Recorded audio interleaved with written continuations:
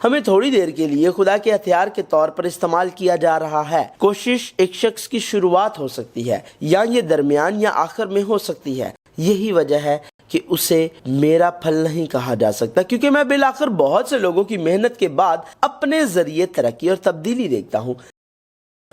ابدی اور غیر متغیر کلام خدا، خدا کے ساتھ چلنا۔ بائبل جو وقت سے ماورا ہے، خدا کے ساتھ چلنا، حصہ 27۔ توقع نہ کریں بلکہ توقع کریں۔ جب ہم خدا کے لوگ یسوع مسیح کے شاگرد بن جائیں اور خدا کے دوسرے لوگوں کو خدا کی طرف لے جائیں، تو لوگوں کو مقرر کرنے والے شخص کی حیثیت سے کچھ چیزیں ایسی ہیں جو ہمیں نہیں کرنی چاہیے۔ یہ توقع کرنا ہے۔ جب ہم خدا کے دوسرے لوگوں کو خدا کی طرف لے جائیں تو کچھ اور بھی ہے جو ہمیں کرنا چاہیے۔ یہ توقع کرنا ہے۔ توقع نہ کریں۔ انسان کا کسی سے توقع کرنا بہت فطری بات ہے، لیکن ہمیں اس توقع کے سبب کو اچھی طرح سمجھنے کی ضرورت ہے۔ اگر یہ توقع میرے لیے اور مجھ سے ہے تو یہ لا محالہ مایوسی کا باعث بنے گی۔ لہٰذا اگر ہم کسی کے ساتھ بھلائی کرتے ہیں اور مدد کرنے کی پوری کوشش کرتے ہیں تو ہمیں اپنے لیے کسی چیز کی توقع نہیں کرنی چاہیے۔ اکثر والدین کی اپنے بچوں سے محبت کا موازنہ گنہگاروں کے لیے خدا کی محبت سے کیا جاتا ہے، لیکن ایسا کبھی نہیں ہوتا۔ خدا کی محبت کوئی کمی والی محبت نہیں ہے جسے کسی مدد کی ضرورت ہو، بلکہ ایک غیر مشروط محبت جو ازل سے ابد تک کامل ہے۔ لیکن والدین کی محبت کبھی بھی غیر مشروط نہیں ہوتی، کیونکہ والدین بھی گنہگار انسان ہیں۔ بطور گنہگار ہمارے پاس توقع کے سوا کوئی چارہ نہیں، لیکن ہمیں اس توقع سے انکار کرنا چاہیے۔ خود اپنے لیے توقعات یقیناً مایوسی لائیں گی۔ لہذا بائبل غیر متوقع محبت کی کہانی بتاتی ہے۔ سب سے پہلے داؤد کے لیے یونتن کی محبت، اور یونتن اور داؤد نے باہم عہد کیا کیونکہ وہ اس سے اپنی جان کے برابر محبت رکھتا تھا۔ تب یونتن نے وہ قبا جو پہنے ہوئے تھا اتار کر داؤد کو دی، اور اپنی پوشاک بلکہ اپنی تلوار اور اپنی کمان اور اپنا کمر بند تک دے دیا۔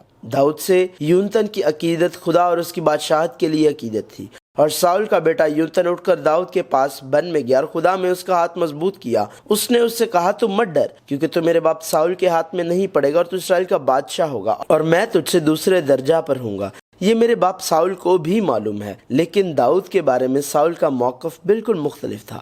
یہ دیکھا جا سکتا ہے کہ داؤد کے تمام بھلے کام اس کی اور اس کے ملک کی حفاظت کے لیے تھے۔ جب تک یسی کا یہ بیٹا روئے زمین پر زندہ ہے، نہ تو تجھ کو قیام ہوگا نہ تیری سلطنت کو۔ اپنے باپ ساؤل کی طرح یونتن جانتا تھا کہ اگر داؤد زندہ رہا تو اسرائیلی قوم اس کی نہیں بن سکتی تھی۔ تاہم ساؤل بادشاہ کے برعکس جو داؤد کو قتل کرنا چاہتا تھا، حالانکہ وہ اس کے بارے میں جانتا تھا، یونتن نے اپنی زندگی اپنے لیے نہیں، خدا کی بادشاہی کی تعمیر کے لیے وقف کی، کیونکہ نیکی کرنا اپنے لیے نہیں ہے اور یہ کسی اجر کی توقع نہیں رکھتی۔ محبت صابر ہے اور مہربان، محبت حسد نہیں کرتی، محبت شیخی نہیں مارتی اور پھولتی نہیں، نازیبا کام نہیں کرتی، اپنی بہتری نہیں چاہتی، جھنجھلاتی نہیں، بدگمانی نہیں کرتی۔ بائبل پولس رسول کے لیے برناباس کی عقیدت کے بارے میں بھی بتاتی ہے۔ برناباس نے ساؤل کی اس وقت بھی حمایت کی جب رسولوں نے اس کے عقیدہ تبدیل کرنے پر یقین نہیں کیا تھا، اور بطور ساؤل پولس کے وقت میں دمشق کے راستے پر تبدیل ہونے کے بعد اس سے گریز کیا تھا۔ اس نے یروشلم میں پہنچ کر شاگردوں میں مل جانے کی کوشش کی،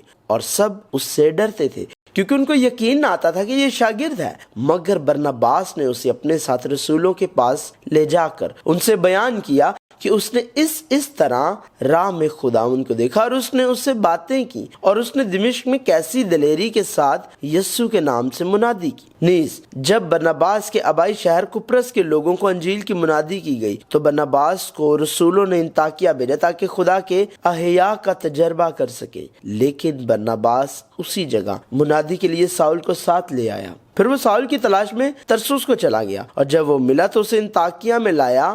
ایسا ہوا کہ وہ سال بھر تک کلیسیا کی جماعت میں شامل ہوتے اور بہت سے لوگوں کو تعلیم دیتے رہے، اور شاگرد پہلے انطاکیہ ہی میں مسیحی کہلائے۔ اگرچہ برناباس کی پولس کے ساتھ مرکز کے بارے میں جو پہلے مشنری سفر کے دوران ان کے ساتھ گیا تھا، دوسرے مشنری سفر میں اس کے ساتھ جانے کے معاملے پر تلخ لڑائی، لیکن یہ دیکھا جا سکتا ہے کہ برناباس کی پولس رسول سے عقیدت برناباس کی اپنی ذات کے لیے نہیں تھی، بلکہ خدا کی کلیسیا، خدا کے لوگوں اور خدا کی بادشاہت کے لیے تھی۔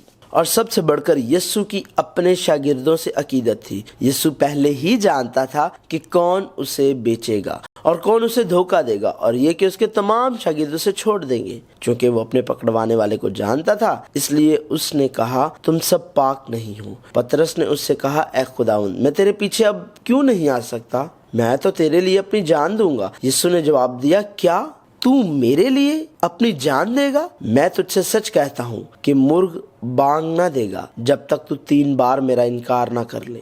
دیکھو وہ آتی ہے، بلکہ آ پہنچی ہے کہ تم سب پرگندہ ہو کر اپنے اپنے گھر کی راہ لوگے اور مجھے اکیلا چھوڑ دو گے۔ تو بھی میں اکیلا نہیں ہوں، کیونکہ باپ میرے ساتھ ہے۔ لیکن یسوع نے پھر بھی اپنے آپ کو ان کے لیے وقف کیا۔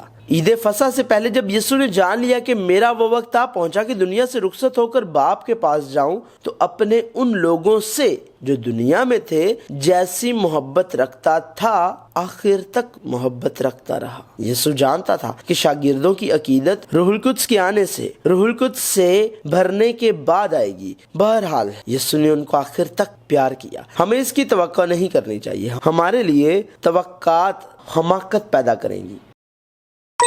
توقع، اگر ہماری تمام محنت ہمارے لیے توقعات پر مبنی عزم ہے تو ہمیں ایسا نہیں کرنا چاہیے، لیکن ہمیں توقع کرنی چاہیے اپنے لیے نہیں بلکہ یسوع مسیح کے چھٹکارے والے فضل کے ذریعے۔ ہمیں جو مرد خدا بن گئے ہیں دوسرے ارکان کی ترقی اور تبدیلی کی بھی توقع کرنی چاہیے، جو مرد خدا کی حیثیت سے کھڑے ہوں گے۔ یہاں تک کہ اگر یہ ترقی اور تبدیلی ہماری زندگی میں نہیں ہوتی، پر ہمیں اپنی پوری کوشش کرنی چاہیے۔ یہ ان لوگوں کے لیے ہماری بہترین کاوش ہے جنہیں خدا نے مقرر کیا ہے۔ یسوع نے ایسا کیا، جو کچھ باپ مجھے دیتا ہے میرے پاس آ جائے گا، اور جو کوئی میرے پاس آئے گا اسے میں ہرگز نکال نہ دوں گا۔ یسوع جانتا تھا کہ شاگردوں کی حقیقی تبدیلی روح القدس سے معمور ہونے کے ذریعے آئے گی۔ ایسا نہیں کہ یسوع کا کام ادھورا تھا، بلکہ یہ کہ یسوع کا کام روح القدس کے آنے سے مکمل ہوا، اور میں باپ سے درخواست کروں گا تو وہ تمہیں دوسرا مددگار بخشے گا کہ ابد تک تمہارے ساتھ رہے، یعنی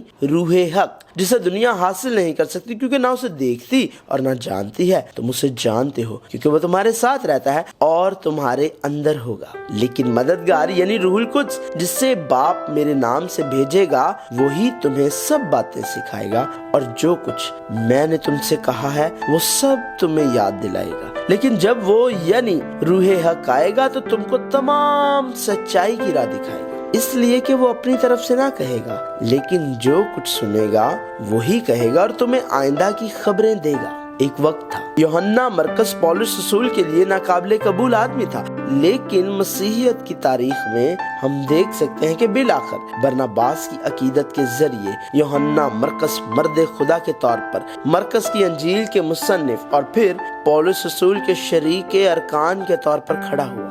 یہ ٹھیک ہے، ہماری تمام محنتیں خدا کے کاموں میں پہلے سے فرض ہیں۔ اگر یہ کوئی ایسی چیز ہے جسے خدا نے شروع کیا ہے تو خدا اسے ضرور کرے گا، لہٰذا ہمیں اپنے لیے اپنی توقعات کو ایک طرف رکھنا اور خدا کی کاملیت جسے خدا پورا کرے گا کی توقع رکھنی چاہیے۔ بائبل جو وقت سے ماورا ہے خدا کے ساتھ چلنا جاری ہے۔